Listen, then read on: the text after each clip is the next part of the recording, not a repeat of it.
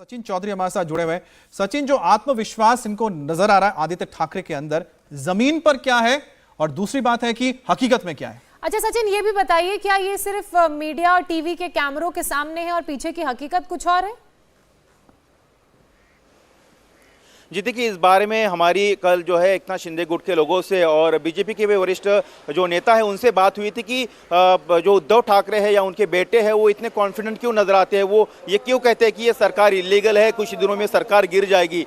तो उनका ये कहना था कि इनको ऐसा लगता है कि इनके वकीलों ने, इनके जो कानून के जानकार है इनके गुट के, उन्होंने इनको ये बताया है कि आर्टिकल 10 का हवाला देकर इनको ये बताया गया है कि शिंदे गुट के पास दो ही ऑप्शन होंगे, एक तो उनको कहीं मर्ज करना होगा, बीजेपी में शामिल होना होगा या फिर इनको डिस्क्वालीफाई किया जाएगा। तो इस बेसिस पर, इस मुद्दे को लेकर उन्हें काफ़ी विश्वास है। अब 3 तारीख कल इस मामले में जो है सुप्रीम कोर्ट में सुनवाई होनी है। तो वही दूसरी तरफ जो है एकनाथ शिंदे गुट ये कह रहा है कि हम तो शिवसेना में ही हैं, हमने सिर्फ अपना लीडर चेंज किया है, हमारे पास 2/3 विधायक है, हमारे पास 2/3 सांसद है, और अगर पार्टी की बात की जाए तो पार्टी में भी कई सारे लोगों का हमें समर्थन मिल रहा है। हमने जो है अपने पार्टी में एक नेता था उनको बदलकर दूसरा नेता किया है और उल्टा बीजेपी ने हमको समर्थन दिया है, मुख्यमंत्री तो शिवसेना का ही है।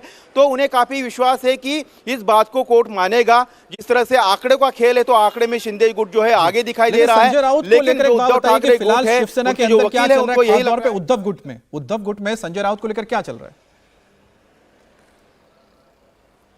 जी देखिए, संजय राउत के मामले पर जो है कल भी उद्धव ठाकरे ने कुछ ज़्यादा बातचीत नहीं की। उन्होंने सिर्फ इतना कहा कि संजय राउत पर मुझे अभिमान है, वो झुकने वाले नहीं हैं और वो झुके भी नहीं। बाकी जो लोग गए हैं वो जो उन्होंने एक शब्द का इस्तेमाल किया था, सब हमाम में गए हैं और हमाम का पानी जब खत्म हो जाएगा तब उनको सच्चाई सामने आएगी। इससे ज़्यादा कुछ उन्होंने ज़्यादा डिटेल में बात नहीं की कि संजय राउत जो है निर्दोष है या फिर उनका खुलकर जो है बचाव करते हुए कहीं ना कहीं नजर नहीं आ रही, क्योंकि मामला अब जो कानून जो है कानूनी पहलू में फंसा है, अदालत में मामला है, तो उसको लेकर चाहे उद्धव ठाकरे का गुट हो चाहे शरद पवार, इतने बड़े नेता है, उनका कोई बयान अभी तक सामने नहीं आया है। अजित पवार ने कहा है कि कानून अपना काम करेगा, ईडी के अगर लगता है सबूत है तो वो कार्रवाई करेंगे, नहीं है तो छूटेंगे। तो कहीं ना कहीं खुलकर कोई बड़ा नेता एमवीए का सामने नजर नहीं आ रहा है सिवाय कांग्रेस के। जी, तल्ख तेवरों वाली उद्धव ठाकरे की शिवसेना और उनके कार्यकर्ता पिछले कुछ दिनों से, जब से ये कार्रवाई जारी है संजय राउत पर, बिल्कुल वो तल्ख तेवर और वो तल्ख अंदाज नजर नहीं आ रहा है, खुलकर समर्थन नजर नहीं आ रहा है।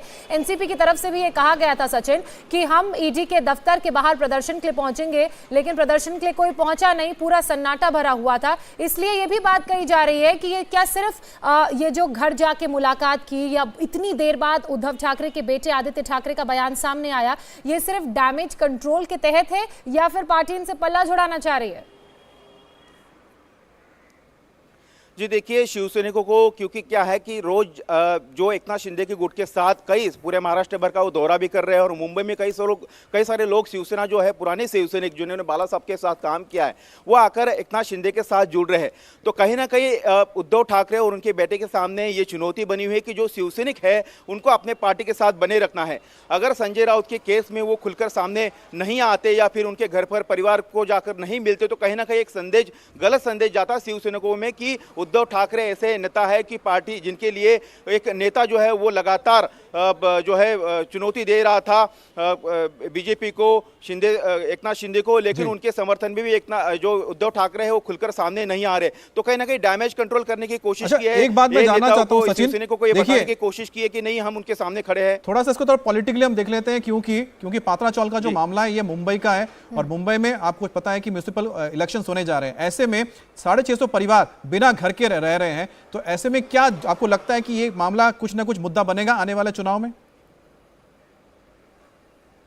जी बिल्कुल बनेगा। कि देखिए, मुंबई में लोगों को घर लेना जो है उनकी जिंदगी बीत जाती है और ऐसे में 650 से ज़्यादा लोग जो है उन्होंने अपनी ज़िंदगी वहाँ पर बिता दी। उनको रिडेवलपमेंट करके फ्लैट देने थे, लोगों ने गहने बेचे, जेवर बेचे, अपनी जो जमा पूंजी थी उसको दे दिया, लेकिन उन्हें आज भी सड़कों पर रहना पड़ रहा है। कई सारे लोग जो है रो रो कर उनका बुरा हाल है। हमने अपने इंडिया टीवी पर दर्शकों को भी बताया कि किस तरह से उनके साथ अन्याय हुआ है। तो ऐसे में ये जो मुद्दा है ये मुद्दा ज़रूर तूल पकड़ेगा और ये मुद्दा जो है आने वाले बीएमसी में भी तूल बिल्कुल पकड़ेगा। सचिन, वो और इसको मुंबई जहां रहना, घर खरीदना इतना मुश्किल होता है, लोगों के घरों को लेकर जिस तरह से घोटाला धोखा हुआ किया उनके गया, साथ। धोखा किया गया, उसके बाद जाहिर सी बात है चुनावों पर असर तो पड़ेगा ही। इंडिया टीवी हर वक्त हर जगह डाउनलोड करने के लिए सर्च करें इंडिया टीवी न्यूज।